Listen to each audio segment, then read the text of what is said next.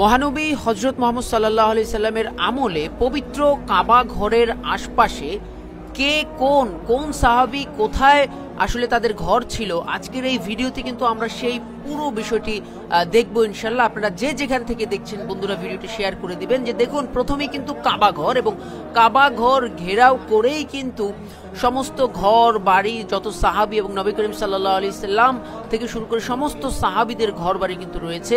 কাবা ঘরের পাশে যে দুটি স্থাপনা, একটি হচ্ছে মাকামে ইব্রাহিম, এবং সর্বশেষ যে লাইটটি জ্বলছে দেখুন জ্বলজ্বল করছে, এটি হচ্ছে জমজম কূপ। এবং এই জমজম কূপের পাড়েই যেই গেটটি দেখতে পাচ্ছেন, এই গেটটির পাশে হচ্ছে বনু সাইবা গোত্রের মানে ঘর বাড়ি ছিল, অর্থাৎ যারা একেবারে পবিত্র কাবা ঘরের রক্ষণাবেক্ষণ করত, বিশেষ করে তাদের কাছে চাবি থাকতো। সেই বনু সাইবা গোত্রে কিন্তু এই যেই দেখতে পাচ্ছেন যে যেই দরজাটি অর্থাৎ প্রবেশ গেটটি, এই প্রবেশ গেটটির পাশেই কিন্তু বনু সাইবার বসবাস ছিল। এবং এই ঘর বরাবর কিন্তু হযরত আব্দুল্লাহর অর্থাৎ আমাদের প্রিয় নবী হযরত মুহাম্মদ সাল্লাল্লাহু আলাইহি সাল্লামের বাবার ঘর ছিল। এবং আমরা কিন্তু একে একে দেখব। একেবারে শেষ প্রান্তে যেই বাতি জ্বলছে যেই ঘরে, এটি হচ্ছে উম্মুল মুমিনিন সাইয়েদা খাদিজাতুল কুবরা রাদিয়াল্লাহু তাআলা আনহার বাড়ি এখানে ছিল, অর্থাৎ মক্কা থেকে তার বাড়িটা একেবারেই শেষ প্রান্তে ছিল।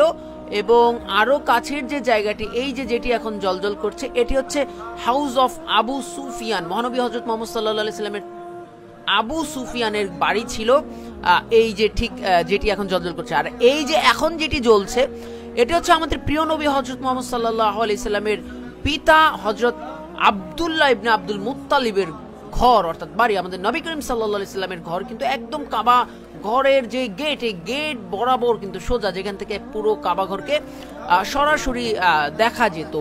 তারপরে যদি আমরা দেখতে চাই যে দেখুন, এরপরে যেই লাইটটি জ্বলবে এবং সেই লাইটের বাড়িটির কথা হচ্ছে, এটি হচ্ছে দারুল নদওয়া। দারুল নদওয়া আমরা জানি পবিত্র কাবা ঘর পরিচালনা করার জন্য যেই সংগঠন বা যেই জায়গা যেখান থেকে পরিচালিত হতো, সেটি হচ্ছে কিন্তু দারুল নদওয়া। এবং সেই দারুল নদওয়ার আশপাশে কিন্তু প্রতিটা ঘর এবং প্রতিটা স্থাপনা কিন্তু সাহাবায়ে কেরামের ছিল। এবং এই যেই দুটি জায়গায় দুটি ঘরে একত্রে লাইট জ্বলছে, এটি হচ্ছে আবু জর, সাহাবী আবু জর রাদিয়াল্লাহু তাআলার বাড়ি বা হচ্ছে গিয়ে তার পাঠশালা বলা যেতে পারে বা বলা হচ্ছে। এবং এখন যেটিতে লাইট জ্বলছে, এটি হচ্ছে হযরত আব্বাস রাদিয়াল্লাহু তাআলা। আমরা জানি মহানবী সাল্লাল্লাহু আলাইহি সাল্লামের চাচা হযরত আব্বাস রাদিয়াল্লাহু তাআলা, তার ঘরটি ছিল ওখানে। বন্ধুরা, আপনারা যে যেখান থেকে দেখছেন, গুরুত্বপূর্ণ একটি ভিডিও, শিক্ষণীয় ভিডিও, অবশ্যই কিন্তু বন্ধুদের মাঝে শেয়ার করে দিবেন। এবং আপনারা কে কোথা থেকে দেখছেন, দেখুন এই যে টিপ টিপ করে লাইট জ্বলছিল,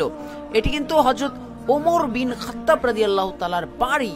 এবং সবশেষ এই এখন যেই জায়গাটাতে লাইট জ্বলছে এবং একত্রিতভাবে যে দেখবেন এখানে জ্বলে উঠবে, এটি হচ্ছে সাফা পর্বত অর্থাৎ জাবালে সাফা। যেই সাফা এবং মারোয়া পর্বতের মধ্যবর্তী স্থানে আমাদের হযরত ইসমাইল আলাইহিস সালামের আম্মাজান হযরত হাজেরা রাদিয়াল্লাহু তাআলা আনহা যেখানে ছিলেন, এবং এখান দিয়ে যে তিনি পানির জন্য দৌড়াদৌড়ি করেছিলেন, এই সেই সাফা পর্বত। তিনি কিন্তু একবার সাফা পর্বতে গিয়েছেন, আরেকবার মারোয়া পর্বতে গিয়েছিলেন।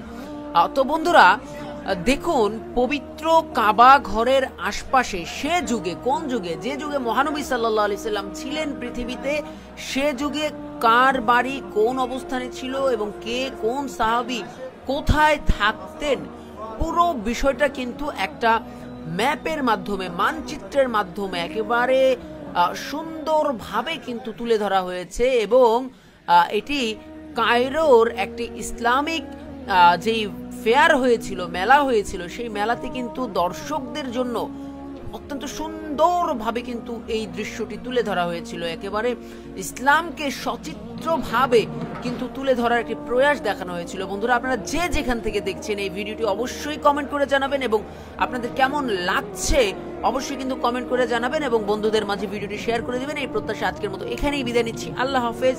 আসসালামু আলাইকুম ওয়া রাহমাতুল্লাহি ওয়া বারাকাতুহু।